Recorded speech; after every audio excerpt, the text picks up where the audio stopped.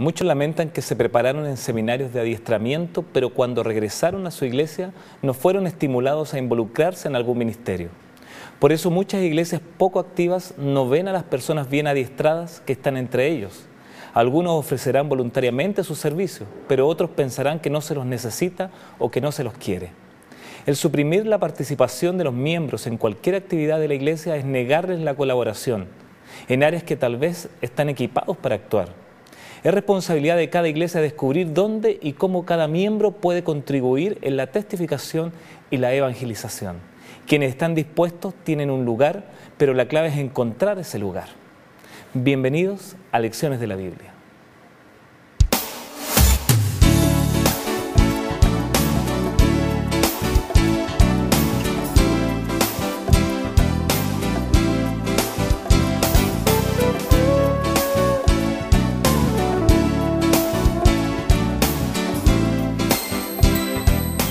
Bienvenidos a su programa Lecciones de la Biblia. Durante esta temporada estamos estudiando la evangelización y la testificación a la luz de las Escrituras. Y quien nos acompaña en esta oportunidad es el pastor Joel Sandoval. Bienvenido, Joel, gracias por estar con nosotros. Muy amable, gracias, pastor, por la invitación. La verdad que me siento muy contento de poder compartir contigo y también con los amigos que nos están acompañando, especialmente al estudiar estos temas muy importantes para nosotros, para nuestra iglesia, este llamado para evangelizar y testificar. Y todos aquellos que somos hijos de Dios, independiente de la iglesia que participemos, tenemos una responsabilidad de contarle a otros lo que Dios significa para nosotros. Vamos a ver una nota introductoria, les invito para que puedan poner mucha atención en lo que vamos a ver.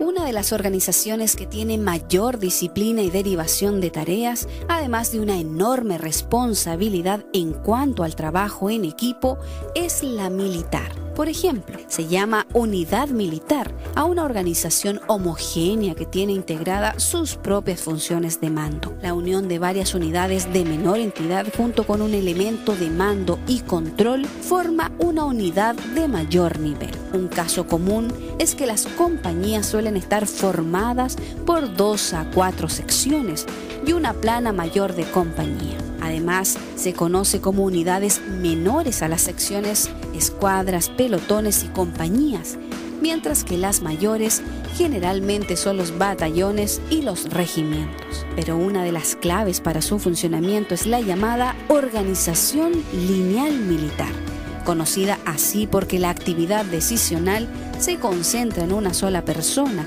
quien toma las decisiones y tiene la responsabilidad básica del mando. Esta forma de funcionamiento se utiliza en instituciones militares principalmente, pero también ha sido esgrimida y aconsejada en su aplicación a las pequeñas y medianas empresas. Una de sus ventajas es que resulta fluida la toma de decisiones y la ejecución de las mismas. También todo ordenamiento resulta rígido e inflexible. Tampoco existen los conflictos de autoridad ni fugas de responsabilidades.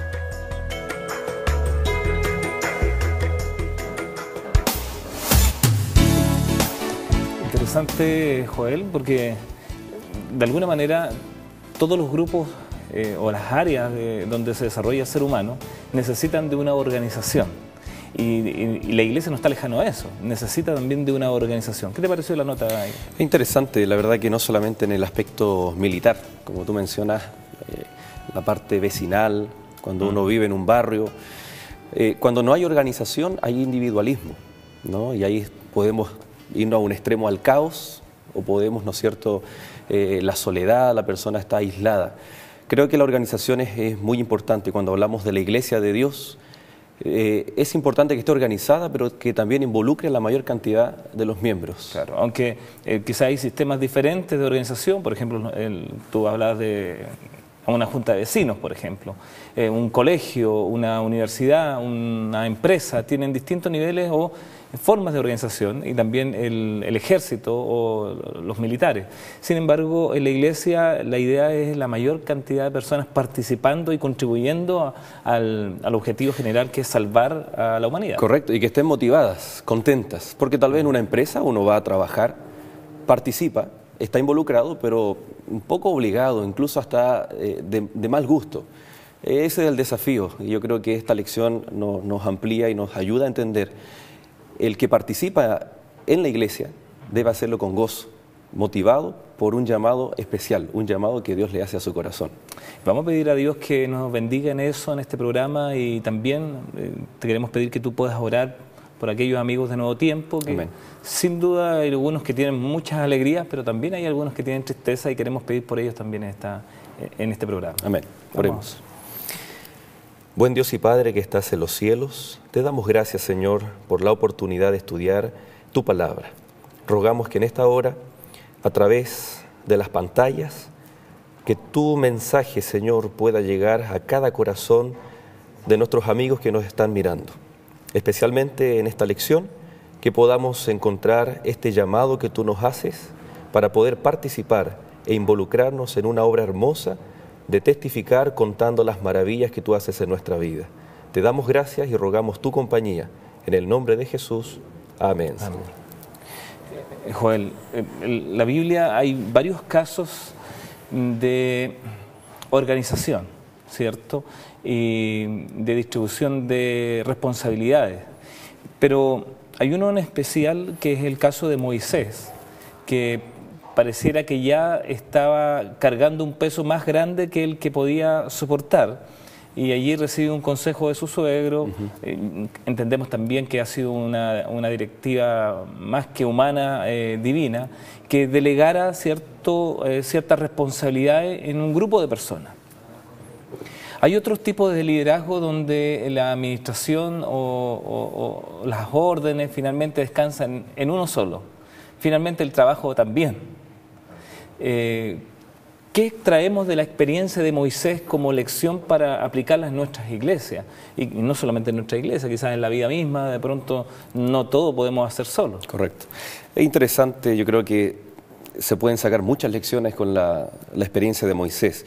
La palabra de Dios ahí en Éxodo 18, verso 13, dice que, por ejemplo, Moisés se sentó a juzgar al pueblo, pero añade ahí, y estuvo delante de Moisés el pueblo desde la mañana hasta la tarde. O sea, aquí nosotros ya encontramos la connotación de tiempo.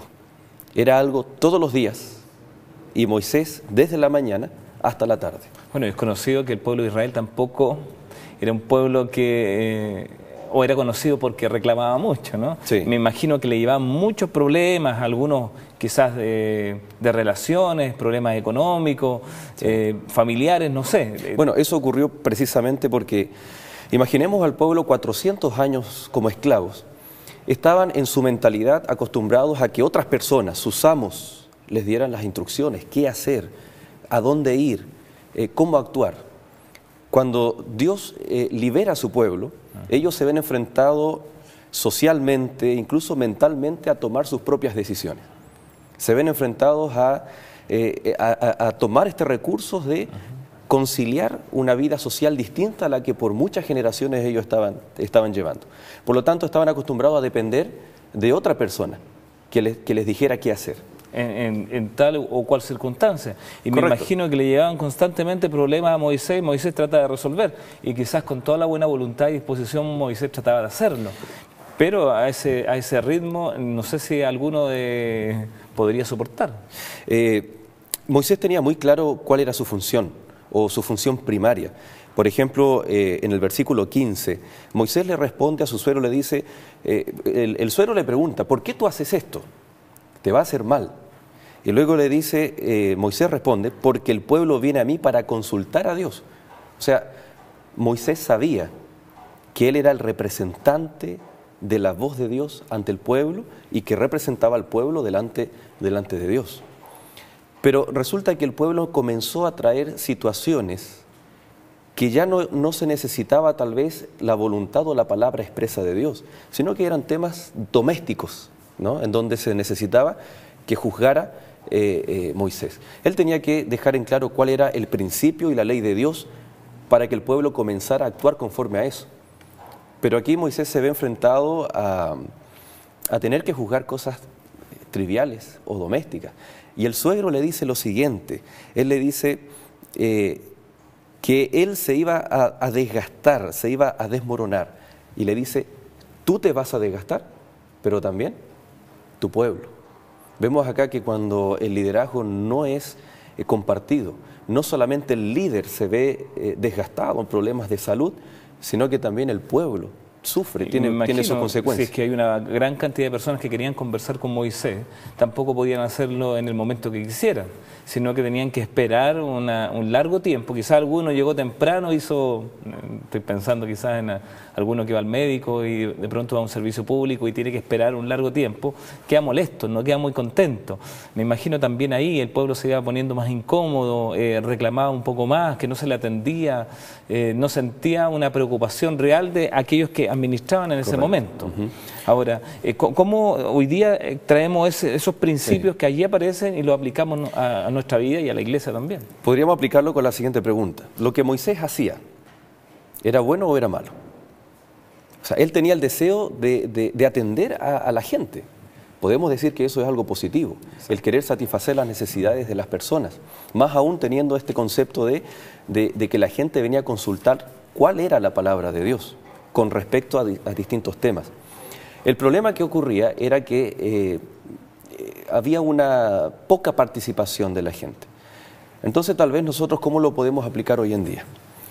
Podemos participar de algún culto, en algún templo, en alguna iglesia, y inevitablemente nosotros vemos las personas que están delante, los líderes, ¿no? Y nos preguntamos, ¿lo que ellos hacen es bueno o es algo malo? Y sin duda alguna podemos decir es bueno. Predican, los diáconos recogen, ¿no es cierto?, las ofrendas, las personas que cantan, los cantantes, los que tocan instrumentos, ejercen un ministerio, ejercen una función, es bueno. Pero ¿qué ocurre si eso se ve todas las semanas, todos los días de culto, están siempre las mismas personas? Y yo me doy cuenta que cuando asisto al templo, yo me quedo sentado y soy simplemente un espectador y la comodidad comienza a apropiarse de mi vida. Pero poniéndonos la mano en el corazón, Joel, y quizás hay muchos de nuestros amigos que participan de alguna iglesia, pero que a lo mejor son los que son espectadores de lo que otros hacen y quizás no participan. ¿Por qué ocurre eso? ¿Será porque hay un liderazgo muy similar al que llevaba Moisés en una primera instancia, muy centrado en algunas personas solamente? ¿O porque quizá el espectador ahí no se compromete porque hay actividades que yo podría realizar, pero a lo mejor me siento ahí en la iglesia y solamente soy el... Hay que ver cuáles eran las motivaciones de Moisés y ver si son tal vez las nuestras. Por ejemplo, ¿será que Moisés desconfiaba de su pueblo? O tenía un desconocimiento que tal vez había gente capaz, idónea para juzgar aquellas cosas que él podía delegar. Por ejemplo, Moisés estuvo viviendo muchos años en Egipto y ya en el tiempo que Moisés vivió en Egipto existía un sistema de jueces, podríamos llamar, ¿no es cierto?, un poder judicial. Moisés lo conocía, por lo tanto, él perfectamente podría haber hecho lo siguiente: haber sacado esa idea, de haberla plasmado en el pueblo de Israel.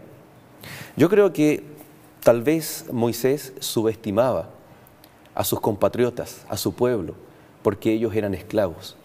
Y no se daba cuenta de que el poder de Dios es tan grande que es capaz incluso de un esclavo de usarlo en la obra de Dios. Fue como Jesús, ¿no?, con los discípulos. Bueno, y hay temas que quizás tienen que ver con nuestros genes, ¿no? Que a veces hay ciertos estilos de liderazgo que hemos aprendido o que están allí en nuestra mente, que pareciera que es más fácil hacer uno las cosas que otro las haga. Porque tal vez desconfiamos de las personas, quizás hay un estilo de liderazgo así, ¿no?, que desconfiamos que el otro lo puede hacer bien. Si no lo hago yo, no lo va a hacer nadie bien. Y aquí está lo interesante. Pero puede haber pero hay cosas importantes que a lo mejor yo no voy a dejar en manos de otro. Y sin duda las responsabilidades que tenía Moisés eran muy importantes. ¿Y por qué ocurre eso? Porque nosotros miramos lo que ve el hombre, si esta persona es capaz o no. ¿Y qué mira el Señor? El Señor mira el corazón y la disposición del corazón. Claro. Bueno, después el texto continúa, yo creo que también son enseñanzas, y dice que ellos estuvieron dispuestos y estuvieron todo el tiempo en esa función, los jueces que fueron escogidos. Entonces, esa disposición es la que Dios espera de nosotros y no solamente estar capacitados, porque en el fondo el que capacita, primero, yo tengo que estar dispuesto. Y si estoy dispuesto, Dios me va a usar y me va a capacitar.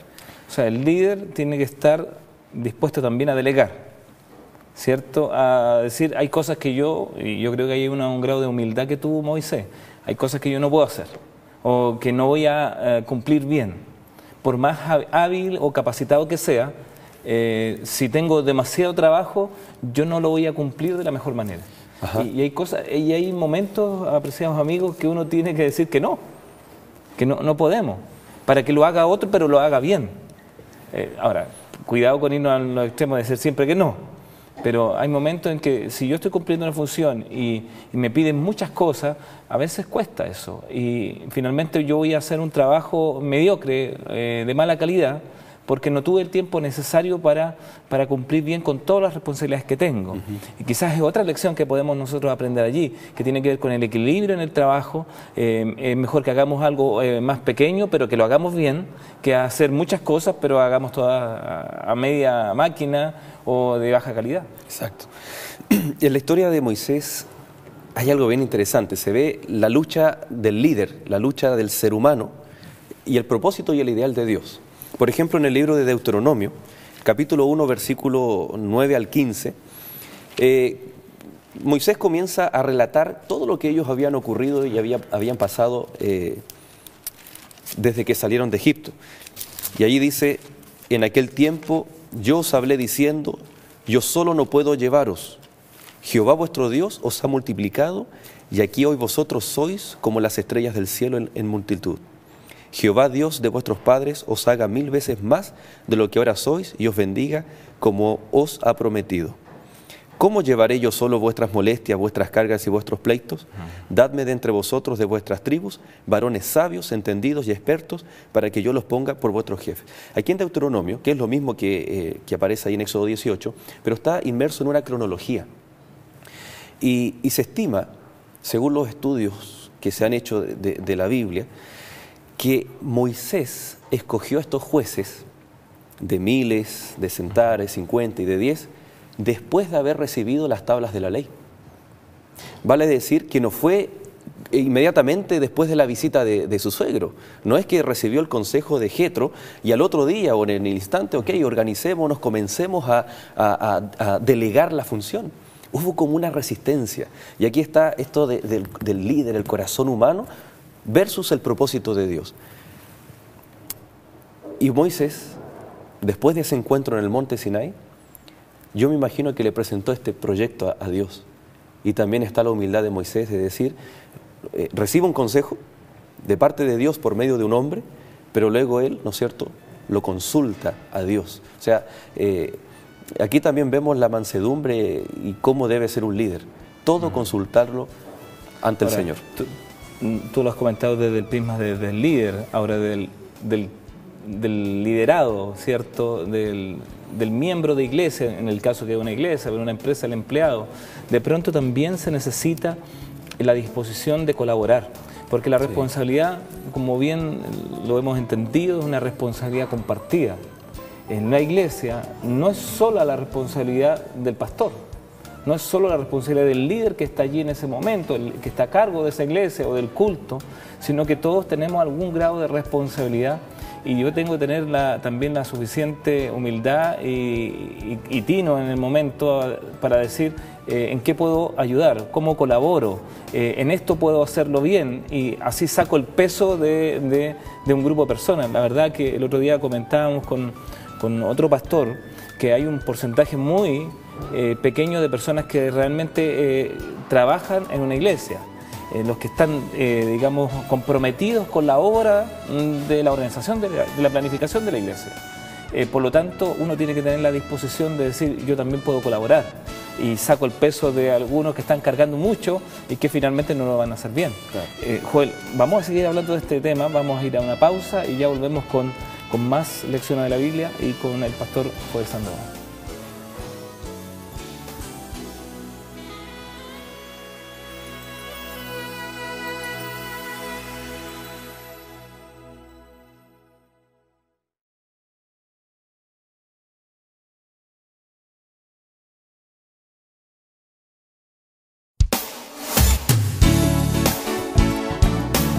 Ya estamos de regreso en tu programa Lecciones de la Biblia. Puedes llamarnos a nuestros teléfonos al 800-200-054 o desde celulares al 02-284-4218 o escribirnos al correo lecciones@nuevotiempo.cl. solicitar allí el material gratuito La Fe de Jesús, un curso básico de doctrina cristiana donde aprenderás mucho más acerca de Jesús, más acerca de su palabra y qué es lo que Dios desea para ti. ¿Te interesa si en tu trabajo desea tu jefe capacitarte? ¿Te gustaría capacitarte en alguna área para servir mejor? Bueno, salimos a la calle y le preguntamos esto a la gente y esto fue lo que nos respondió.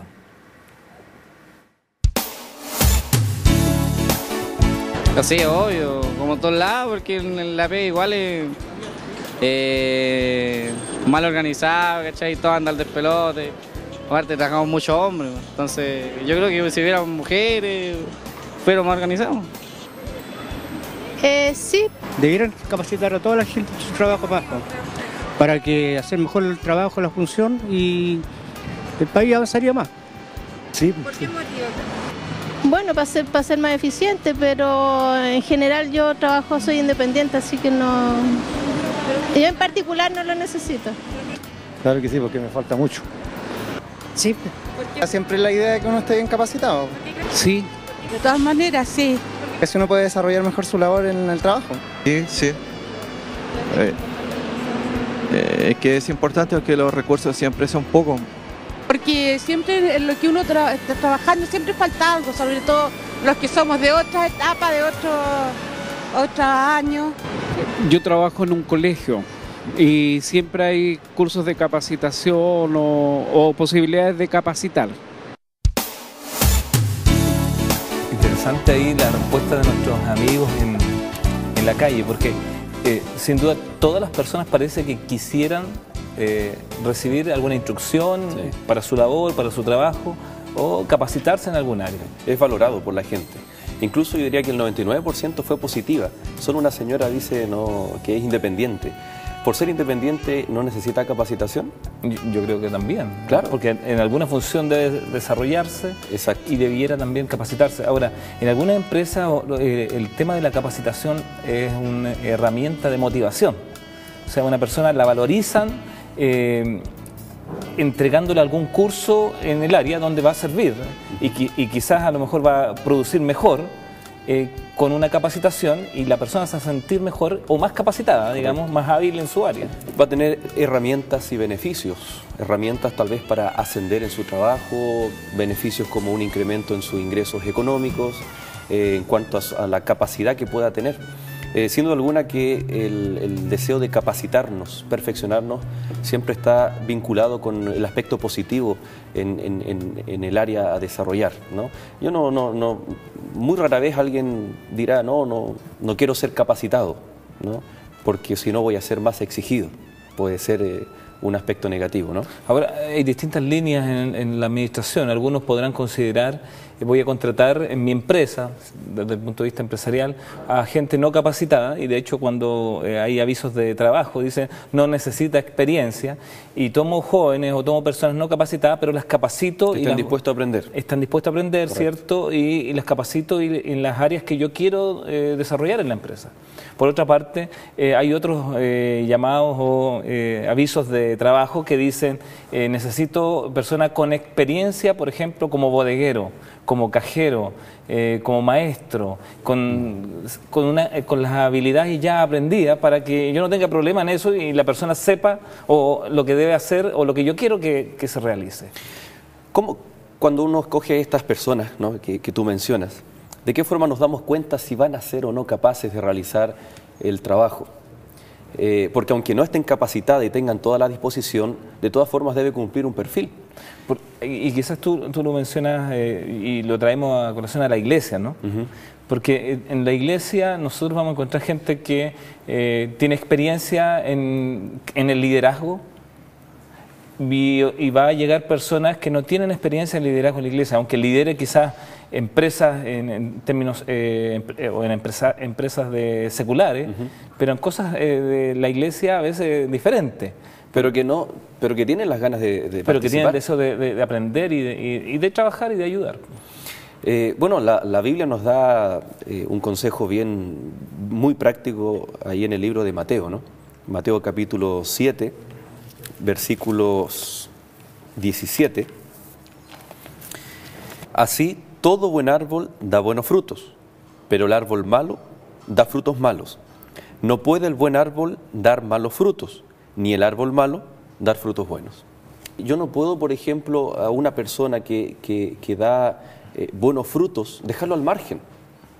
Una persona que da frutos tiene que participar, es llamado, y una persona que da buenos frutos evidencia de que hay una conexión, está conectado a Jesús, ¿no? Y ahí yo creo que es la raíz. ¿A quién escogemos? ¿Quién participa? ¿Quién se motiva? ¿Quién desea participar? En primer lugar, como decíamos en el bloque anterior, no es solamente lo que ve el ser humano, sino lo que ve Dios, la disposición de corazón. Y frente a eso, Joel, y quiero también que ustedes nos ayuden a reflexionar en esto, porque de pronto hay iglesias donde los liderazgos son de muchos años. Yo, en una iglesia muy lejana, no la vamos a encontrar en este país, quizás de otro país, ¿no? Uno encuentra un grupo de ancianos de iglesia que no tienen que ver con la edad, tienen que ver con el cargo, pero que llevan muchos años y que ya literalmente son ancianos en el cargo. Pero no dan espacio a nuevos líderes por el miedo a que a lo mejor esos líderes se equivoquen, no se amplía la posibilidad de que otros colaboren. Y en ese sentido, de pronto, el liderazgo tiene que arriesgarse a involucrar nuevas personas.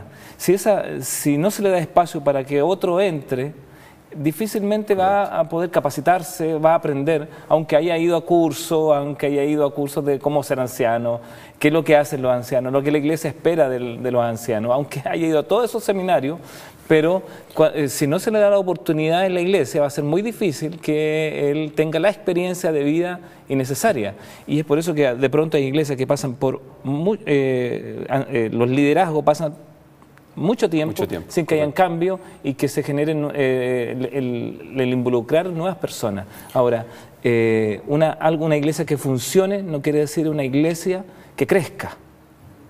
No sé si me entiendes, porque a lo mejor está todo bien en el caso nuestro, como vamos a la iglesia el sábado, la escuela sabática, todo funciona en la escuela sabática, todo funciona en el momento del culto, pero la iglesia no crece. Bueno, parte de estos frutos, o antes de hacer el comentario que iba a realizar, tú hablabas de estos liderazgos que llevan años, y esto es, si lo llevamos a un campo, ¿no? Un campo donde hay árboles, y de pronto un árbol comienza a crecer mucho más que el resto. Es un árbol grande, frondoso, pero que comienza a hacer sombra a lo que viene creciendo bajo él. En otras palabras, lo único que destaca en este campo, ¿qué es lo que es? Es solamente un árbol o un par de árboles, y bajo de ellos no hay crecimiento, porque hay sombra, la luz del sol no puede llegar allá. Es como una selva, ¿no? Muchos amigos tal vez han ido o viven muy cerca de zonas tropicales, de selva, en donde los grandes árboles no permiten que los arbustos pequeños puedan crecer. Ocurre exactamente lo mismo, o es el riesgo que puede ocurrir en la iglesia de Dios, ¿no? Que cuando hay un liderazgo por años, grande, robusto, que aparentemente todo funciona, pero no hay crecimiento, lo que tú señalabas, no se involucran nuevas personas, ¿no? Ahora, ¿cómo fue el liderazgo de Jesús? ¿Fue grande? Claro que fue grande, fue importante, pero en algún momento Jesús permitió que otros, sus discípulos, fueran creciendo y desarrollando sus dones en el servicio, en la testificación y en la evangelización. Me imagino que en el caso de los discípulos, Dios llamó a personas que en tema de liderazgo, quizás un pescador, un Pedro, era bastante hábil con el grupo de personas que él tenía. Y algunos elementos del liderazgo de Pedro en el ámbito cotidiano, ¿cierto? De su trabajo, podían servir para la iglesia. Yo me imagino también lo llamó por eso, la actitud que él tenía, la fuerza para avanzar en torno a una idea. Y quizás lo tomó por esas razones también. Y más allá de lo que hay ahí en lo profundo del corazón de Pedro, que uno no lo sabe, pero que Jesucristo lo podía ver. Ahora, nosotros no tenemos que tener miedo a involucrar a personas que son de la iglesia, que son profesionales en alguna área, para que nos puedan colaborar. Y a veces como pastores nos cuesta también quizás extender esa posibilidad a nuestros hermanos profesionales. Hay médicos, hay ingenieros, hay abogados que sí tienen el grado de experiencia y hay algunos elementos en su en su trabajo que puedan ser muy útiles en la iglesia si tan solo nosotros los invitamos a participar. Hay gente que no va a participar si nosotros no le hacemos la invitación. Exacto. Y por supuesto que también podemos añadir a aquellos hermanos que no son profesionales, pero que tienen la experiencia de la vida, que su oficio es muy útil. Nosotros hoy en día somos jóvenes, generaciones que tal vez no tenemos tanta experiencia en oficios, en situaciones de la vida, y hay hermanos que sí pueden dar consejos, pueden aportar mucho, un granito de arena. Partíamos hablando en el primer bloque acerca del liderazgo, de que uno se sienta tal vez en la banca, en el asiento de una iglesia y ve a alguien que predica, a alguien que canta, ¿no? Personas que visiblemente están delante, pero los ministerios dentro del pueblo de Dios no es solamente estar delante, no es solamente predicar. Hay muchas otras áreas también. Muchas otras áreas y que son muy, pero muy importantes. Ahora, creo que este versículo que habla de que por los frutos, si hay un árbol bueno, va a llevar buenos frutos, está directamente vinculado con el primero que debemos ser y luego hacer. Y muchas veces nosotros podemos correr el riesgo de buscar personas que están haciendo muchas cosas, que tienen habilidades y capacidades, pero que no son. En otras palabras, tenemos que ser primero, construir una relación espiritual, una comunión con Cristo. Y esto trae como consecuencia, si yo estoy en comunión con Cristo, Él me va a entregar los dones y las habilidades para poder hacer. Ahora, ¿cómo hacemos, Joel? Los dos somos pastores. Pero ¿cómo hacemos para, por un lado, involucrar a la mayor cantidad de gente en la responsabilidad que tenemos, ¿cierto? ¿Cómo hacemos para que aquellos que no están involucrados no se sientan rechazados y quizás no digan, yo no he sido aceptado en la iglesia, no se me ha pedido mi colaboración? ¿Cómo hacemos para involucrar a todos y aquellos que queden de alguna manera en el aire allí, no hacerlos sentir que no son parte del grupo? A ver, hablamos de que hay diversos ministerios dentro del pueblo de Dios, pero los vamos a agrupar, y es el énfasis también de este estudio, de esta lección: testificación y evangelismo. Si vemos la testificación, yo creo que el gran miedo, el temor que podemos tener como seres humanos es pararnos al frente a hablar o a comunicar. Pero el ejemplo de Jesús es muy claro. A la mujer samaritana le dijo, después de que ella tuvo un encuentro espiritual, tuvo un encuentro con Jesús, cuando ella primero se fijó en el ser, luego el Señor le dijo lo que tienes que hacer. Y le dijo a la mujer, anda y cuéntale a todos lo que Dios ha hecho en tu vida, lo que Dios ha hecho por ti. Entonces, cuando nosotros pensamos en involucrar a la mayor cantidad de personas en la testificación y en el evangelismo, no nos estamos refiriendo directamente a personas que sean capaces de comunicar las verdades del Evangelio, las verdades de la palabra de Dios. O que necesariamente tengan un cargo. Un cargo, un estudio teológico, un estudio de evangelismo. Simplemente, y muy importante, Dios necesita a aquellos que reconozcamos que Él ha hecho algo en nuestra vida y que lo podamos contar a otras personas. Cuando nos ocurre algo bueno, inevitablemente vamos y lo contamos a todos, a nuestros padres, a los hijos, a los hermanos, a los vecinos, vamos y contamos. En otras palabras, eso es lo que el Señor necesita. Y yo estoy seguro, José, de que la gran mayoría de las personas que nos ven, que asisten a un templo, a una iglesia, Dios ha hecho algo en su vida. Y Dios te invita a que lo cuentes a otras personas. Interesante lo que planteas, porque no necesariamente uno va a ser un pastor, o uno va a ser un diácono, o un anciano. La responsabilidad primaria que yo puedo cumplir es contarle a otros lo que Dios ha hecho por mí. Y de allí todos podemos hacer eso. Exacto. Todos, de alguna manera, en el ámbito donde nos desenvolvemos, podemos nosotros seguir adelante. Y esto trae en cadena, viene de la mano con la evangelización. Porque cuando yo le estoy contando a una persona lo que Dios ha hecho por mí, la persona va a decir, háblame más, cuéntame más de tu Dios, de ese Jesús. Y cuando uno comienza a hablar del amor de Jesús, de la salvación, uno está evangelizando. Y pienso que de pronto algunos no tengan toda la habilidad para poder enseñarles a otros. Me he encontrado con varios hermanos y hermanas que me dicen, pastor, yo no tengo la habilidad para enseñarles a otros. Yo estudio la Biblia, pero me cuesta enseñar. Pero también puede esa persona entregar un curso bíblico, el material. Puede decirle al amigo, a la vecina, al familiar, mire, en el canal 25 aquí en Chile vean Nuevo Tiempo. Allí se estudia la Biblia, se enseña de la palabra de Dios.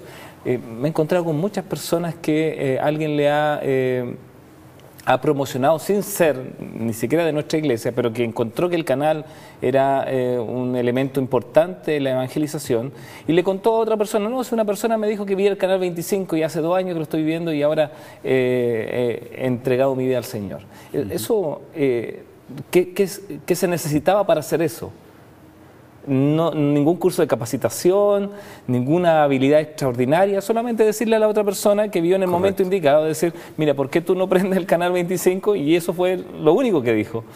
Y la persona vio el canal 25 y encontró una respuesta a sus necesidades espirituales. Exacto. Y quizá esa persona sí puede ser un líder, y la otra simplemente le dio el dato. Uno puede entregar una Biblia, puede entregar un texto bíblico, puede hacer tantas cosas que quizás no son difíciles de hacer, pero que sí podemos ser parte de esta gran obra. Hay algo interesante que siempre nosotros vamos a estar rodeados de nuestros pares. Debemos igualar a los obreros del Señor con la mies, ocupando, ¿no es cierto?, los lenguajes que Jesús empleó. Y es interesante que si yo soy un joven, me gusta jugar fútbol o hacer deportes, a las personas que yo le voy a contar lo que Dios ha hecho en mi vida es precisamente a otro joven. Si yo me gusta, trabajo en una oficina y tengo personas que son mis colegas, ¿no? A ellos yo soy llamado a contarles. Yo no tengo por qué muchas veces nos preocupamos de otras personas fuera de nuestra esfera para que ellos, ¿no es cierto?, sean alcanzados por el Evangelio, por la palabra del Señor. Yo debo mirar quiénes están a mi alrededor y nos vamos a dar cuenta que son nuestros pares, misma edad, pueden ser, ¿no es cierto?, el mismo barrio donde vivimos, donde nos desenvolvemos, y eso es importante porque el principio es bíblico y yo creo que pronto en el siguiente bloque vamos a desarrollar esa idea, ¿no? Vamos a seguir estudiando este hermoso tema, no sea parte de la compañía de Nuevo Tiempo, y ya volvemos con más lecciones de la Biblia.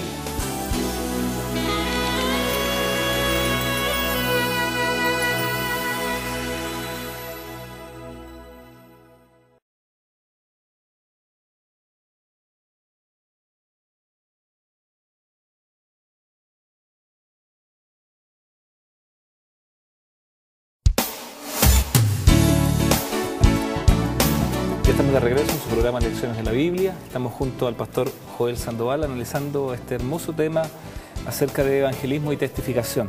Joel, hace un tiempo ya está en Santiago trabajando acá en la capital de Chile, pero hiciste tu ministerio también en la quinta región, en la zona de Valparaíso, Viña del Mar. ¿Cuántos años en el ministerio? Cuéntanos un poquito acerca de eso. Bueno, ya estamos 6 a 7 años sirviendo al Señor, ¿no? Como tú bien decías, comenzamos ahí en la linda zona de la quinta región, ¿no? Nacimos en ese lugar, nos criamos, educamos y tuvimos la oportunidad de estar sirviendo al Señor en esa zona, y hoy muy felices acá en la capital de Chile, la ciudad de Santiago, ¿no? Estar trabajando, sirviendo al Señor en este lugar. ¿Casado? Casado. ¿Tu esposa qué está haciendo en estos momentos? Mi esposa, ella se dedica al área de la salud, ¿no? Brazo derecho del evangelismo, y también, ¿no es cierto?, ella muy feliz de servir al Señor, si bien trabaja, ¿no es cierto?, para instituciones del Estado, pero aún así, ¿no es cierto?, siempre estar dispuesto a ayudar al prójimo, especialmente en la ganancia de almas, ¿no? En poder presentar el mensaje de la Biblia como Jesús lo hacía, ¿no? Cuando Jesús sanaba, decía, tu fe te ha sanado, ¿no? Jesús vincula siempre lo espiritual cuando uno busca una sanidad física. Ahora estás aquí en Santiago, nosotros hablamos de distrito, ¿cierto? El distrito es un grupo de iglesias que tú en el fondo estás a cargo, administras, como pastor. Estás en un distrito que se llama Plaza Garina acá en Santiago. ¿Cuántas iglesias son allí? Cuéntanos un poquito. Bueno, el Gran Santiago se divide, ¿no es cierto?, por comunas, ¿no? Y una de las comunas que nos toca atender es Cerro Navia, así se llama. Y el distrito toma nombre está frente la iglesia central a una plaza, ¿no? A un parque, Plaza Garín. Son 5 congregaciones, 5 iglesias de hermanos muy misioneros, les encanta testificar y evangelizar. Y de hecho uno de los que es director acá de Nuevo Tiempo, asiste ahí a la iglesia central que sería Plaza Garín, ¿no? Así es, ¿no? Así que tenemos bien representado el canal Nuevo Tiempo ahí también en nuestro... Y alguien más, ¿no? Por ahí. Correcto. Hay varios hermanos que están aquí trabajando para Nuevo Tiempo que también son parte de nuestras iglesias. Muy bien, mandamos un saludo a todos nuestros hermanos, no solamente de la iglesia del distrito de Plaza Garín, sino a todos los miembros de la iglesia adventista aquí en Santiago y en distintas partes nos ven también a lo largo de Chile, a través de la televisión Nuevo Tiempo, pero también fuera del país. Nos llegan muchos correos de personas de Argentina, incluso de Centroamérica, así que mandamos un saludo también cariñoso porque estos temas es algo que estudiamos como iglesia, ¿no?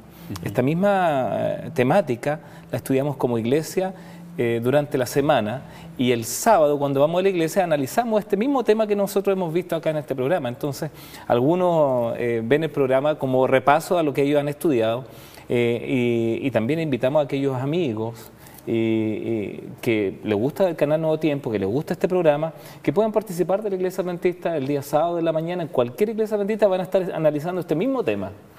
Y usted va a saber exactamente de lo que se trata y va a poder intervenir y comentar y hacer sus consultas. También lo puede hacer a través de los correos y del teléfono que tenemos aquí en el programa. Joel, sigamos analizando este tema. La verdad que el tema de la mies y la relación que tienen los obreros, la Biblia dice, la verdad que la mies es... Mucha más los obreros son pocos. Y no solamente debemos preocuparnos por la cantidad de obreros que vayan a la mies es donde ellos van a trabajar, ¿cierto? La cosecha. Los obreros serían los evangelistas, los que testifican, los que cuentan a otros acerca del Señor. Pero no solamente debemos preocuparnos de que hayan obreros, sino que saber a qué obreros enviar a qué mies. ¿Por qué lo digo? Si tenemos un desafío de predicar el Evangelio a todo el mundo, van a haber ciertas culturas donde los misioneros que vayan allá tienen que entender esa cultura, contextualizar el mensaje, que es aplicarlo a la realidad de esas personas. Pero también aquí en nuestro país o en el lugar donde nos encontramos, indistintamente donde usted viva, también se necesitan de personas que sean capaces de llegar a ciertos segmentos, a ciertas áreas de personas. ¿Cómo hoy día podemos tener un correcto desempeño de las funciones de un misionero? En términos prácticos, nuestros amigos incluso lo pueden experimentar. Lo que tú acabas de decir en términos prácticos. Si usted llama, por ejemplo, a nuestro programa, al canal, pidiendo algún material para estudiar la Biblia, tal vez le van a preguntar su fecha de nacimiento o su edad, ¿no? Sector donde vive. Y si de pronto llama un joven, 18, 20 años, 25 años, la persona que va a ir, ¿no? Un voluntario de esta hermosa red Nuevo Tiempo, va a ser una persona tal vez joven, con un material atractivo para jóvenes, que contenga los principios y los valores cristianos que se encuentran en la palabra de Dios. Para la juventud. Para la juventud. Con sus desafíos, con sus anhelos, etc., ¿no? Si hay una persona que ha jubilado, que ha trabajado toda una vida, y de pronto siente la necesidad, después de sus largos años de aprender más de la palabra de Dios, tal vez va a ir una persona a su hogar, un voluntario, se le va a enviar un material que esté de acuerdo a las necesidades de cada persona. Eso yo creo que fue una estrategia que Cristo instauró muy sabia. Y el apóstol Pablo también lo menciona, ¿cierto? Los griegos me dice griegos, los judíos judíos. Aunque hay elementos, la Biblia es transversal, ¿cierto? Llega a todas las áreas, a todos los segmentos, a los niños, a los ancianos, a los profetas, profesionales, aquellos que a lo mejor no han tenido la posibilidad de desarrollarse en una universidad o a través de un estudio superior, pero la Biblia es transversal en términos de principios, pero sí los instrumentos, digamos, humanos que llevan esa Biblia o que llevan ese mensaje, tiene que ser de acorde al segmento que van a atender y que necesitan. Ahora, me imagino que en los tiempos de los primeros cristianos también esto se llevó a cabo y pareciera que fue necesario un grupo de personas para que atendiera cierta responsabilidad que estaba llevando mucho tiempo.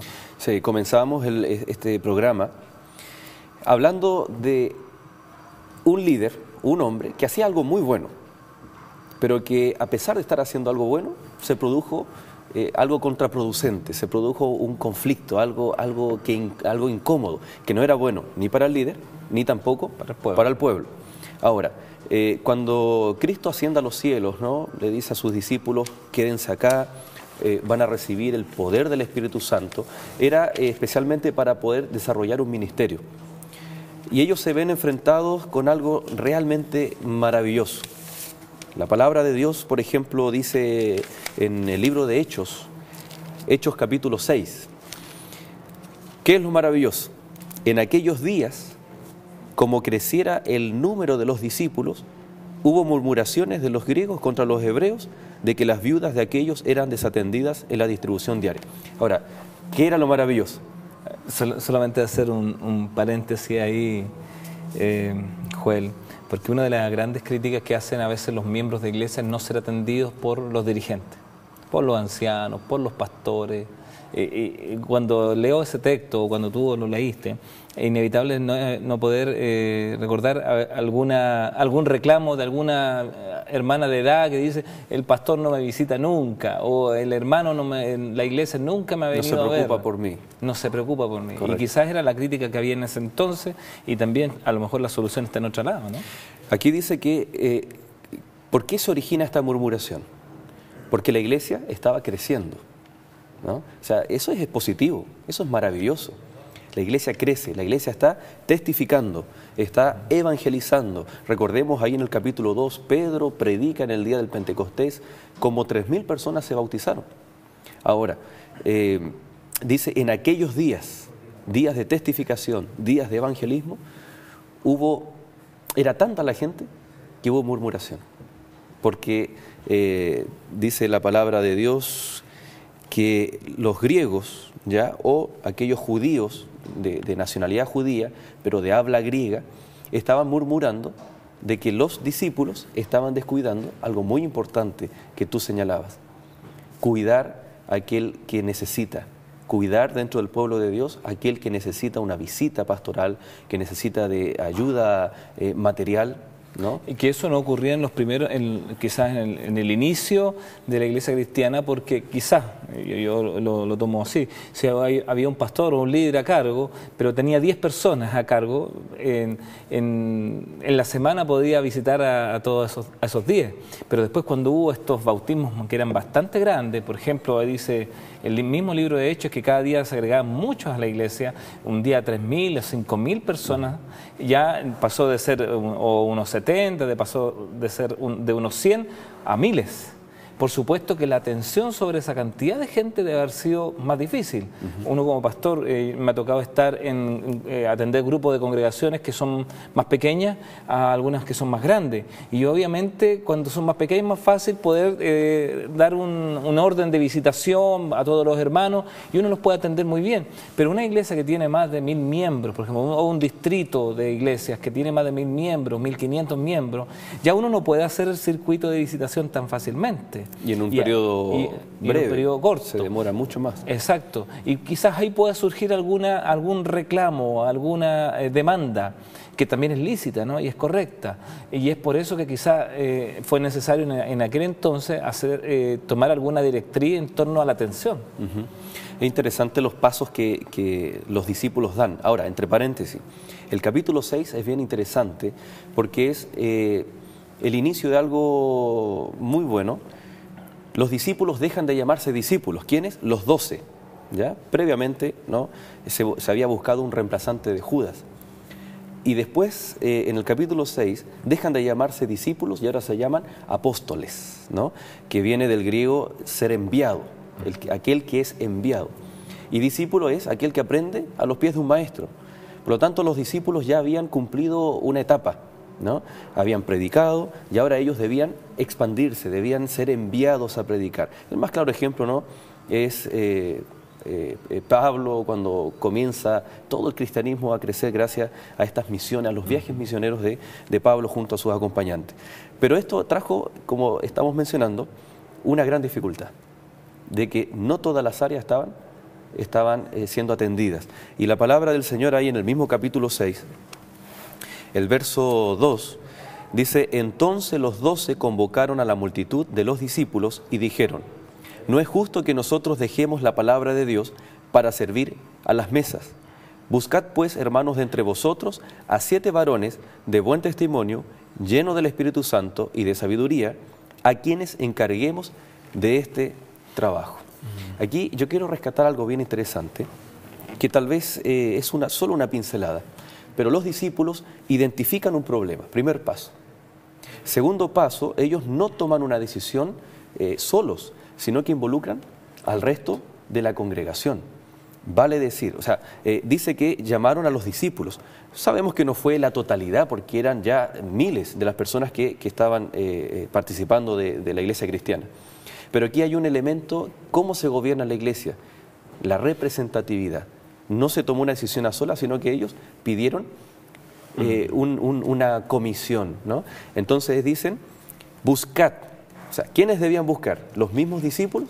No, sino que era el consejo de todos. Aquí vemos la involucración, o sea, estaban involucrados, estaban participando, ¿no? Busquen, hermanos, de entre vosotros a 7 varones de buen testimonio, llenos del Espíritu Santo y de sabiduría. ¿Qué te parecen las cualidades de aquellas personas que iban? Uno aparentemente lee: para que atiendan a las mesas, dice el texto. Quizás para algunos sería una responsabilidad menor, pero aún así la capacitación espiritual o la habilitación espiritual era tan importante para aquella responsabilidad. Y queda evidenciado en el versículo 8. Uno de los 7 que fue escogido, ¿no? Se habla de Felipe, se habla de Esteban, y el verso 8 del mismo capítulo 6 dice: y Esteban, lleno de gracia y de poder, hacía grandes prodigios y señales entre el pueblo. Alguien podría haber pensado: para atender a las mesas, a las viudas, a los huérfanos, a los pobres, no se necesita alguien poderoso, no se necesita tal vez alguien dispuesto, basta que esté dispuesto. Pero vemos que esta obra no era simplemente atender a los necesitados, era una obra de testificar y evangelizar. Dice que hacía señales, hacían sanaciones, eran personas, como habíamos comentado anteriormente en los bloques anteriores, eran personas que estaban no solo dispuestos, sino que estaban conectados, estaban en comunión con Dios. Ahora,